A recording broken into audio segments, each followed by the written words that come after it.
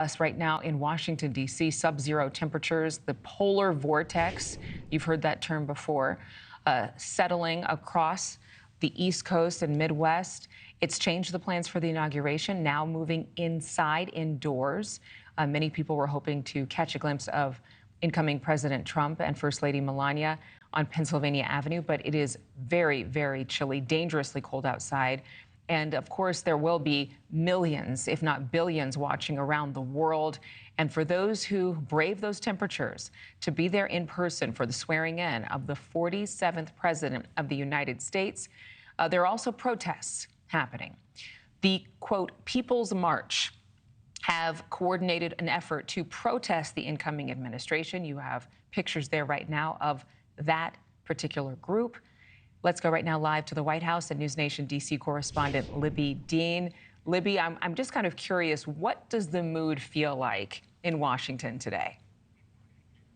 Hey, Adrienne, the mood here certainly with these protests is something that we've been monitoring throughout the day because they started, earlier this morning, and then now we've seen them kind of wrap up, actually. And it's a cold day here, but not super cold, not as cold as those temperatures that we're going to see on Monday. But this protest, the People's March, has been actually taking place across the nation's capital. Tens of thousands of people protesting the incoming Trump administration and the policies that are going to come with that swearing-in ceremony come Monday. Now, some of the issues they're saying they're protesting in support of are reproductive rights, climate change, immigrant rights, and economic issues, just to name a few there. Now, today's protest is only a fraction, actually, of the size of the protest that we saw during Trump's 2017 inauguration, that first inauguration. Now, in a last-minute decision around noon yesterday, we actually saw more about, what this inauguration is going to look like and the swearing-in ceremony that is going to be happening and what's going to take place. But leading up to that, of course, these protests taking place first. Adrienne?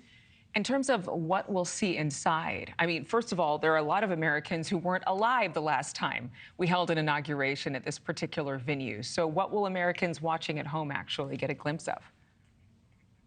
Well, that has completely changed over the last few days, or not the last few days. This happened at noon yesterday. That has completely changed overnight about how Americans can watch this, what it's going to look like, because it was going to be outside. Then we saw, as you mentioned, those sub-zero temperatures that are going to take place. So now the swearing-in ceremony is actually going to be moved inside. It's going to be in the Capitol Rotunda, the swearing-in of Vance and Trump. And then we're going to see some things happen in the interim there. And then actually Trump's going to head to Capital One Arena. That is where he is going to greet his supporters, because that's where the majority of these festivities are going to be held. But actually, Adrienne, Capital One Arena is where Trump is holding a rally tomorrow as well. And right now, we actually just saw Trump boarding his plane moments ago with his family in tow, including Melania and Barron. And tonight, Trump is actually going to attend an evening reception and fireworks show at his golf course in Sterling, Virginia. So the festivities fully ramping up here as we near inauguration on Monday. Adrienne? All right, News Nation's Libbey Dean, thank you so much.